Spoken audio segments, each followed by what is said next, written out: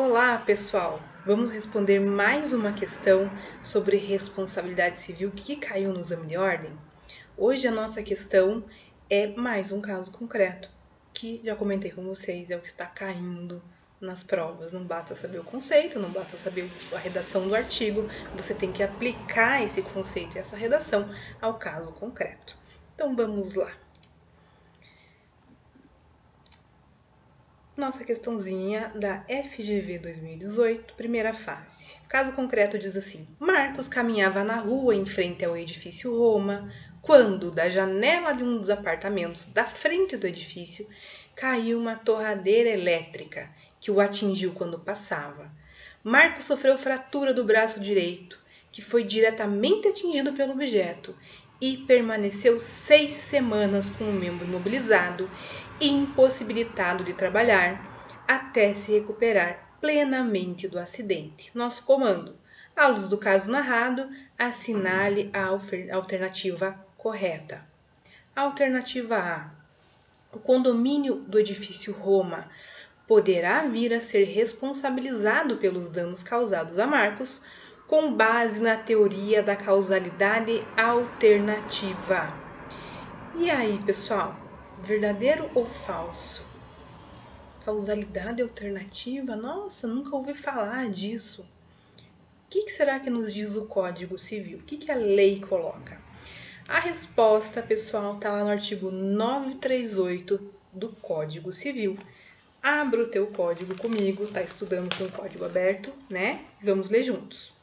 Aquele que habitar prédio ou parte dele responde pelo dano proveniente das coisas que dele caírem ou forem lançadas em lugar indevido. Puxa, professora, ali me parece que está incorreta, porque está falando que vai se responsabilizar o condomínio, mas o artigo fala em aquele que habitar. Pessoal, essa é a alternativa correta, tá? Porque ainda que se fale nesse artigo sobre aquele que habitar, a responsabilidade do condomínio, quando a gente não consegue indicar com precisão da onde que caiu o objeto, certo? Isso é entendimento do STJ. Então a letra A é a correta e o embasamento legal é o artigo 938. Já temos o gabarito. Vamos ver agora as outras alternativas do porquê estão incorretas. Letra B. Marcos apenas poderá cobrar indenização por danos materiais e morais do morador do apartamento do qual caiu o objeto, tendo que comprovar tal fato. Por que está errado isso aqui, pessoal? Aqui se está aplicando a teoria de que a responsabilidade é subjetiva, ou seja, o Marcos tem que comprovar culpa de quem atirou ou deixou cair aquela torradeira, tá? E não é isso que acontece nessa hipótese. Quando eu falo de condomínio, a responsabilidade é objetiva, ou seja, independe da comprovação de culpa. Então, o Marcos poderá cobrar a indenização do condomínio, como diz a alternativa A. Então perceba como é meio pegadinha, tem que estar esperto, porque não basta você ter lido o artigo da lei, tem que estar por dentro do que a STJ decidiu e tem que saber interpretar o que está se colocando na questão, tá? Então a responsabilidade aqui é objetiva, independe, portanto, de comprovação de culpa ou dolo, e o Marcos poderá cobrar a indenização do condomínio, e o condomínio, claro, se descobrir quem foi o responsável, terá direito de ação de regresso. Tranquilo até aqui? Letra B incorreta, portanto. Vamos ler a letra C.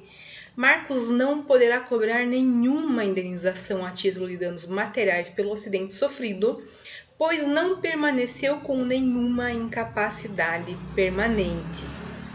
Nossa, será que isso é verdade? Só porque não tem capacidade permanente, não tem dano, não tem ilícito, não tem responsabilização civil? Correto, tá? Incorreto, tá, gente? Olha lá, 927, lembrem. Aquele que por ato ilícito causar dano a outrem, fica obrigado a repará-lo. Não depende de ter uma incapacidade permanente ou não, basta a existência do dano. E aqui, no caso, inclusive com responsabilização objetiva, sem comprovação de culpa ou dolo.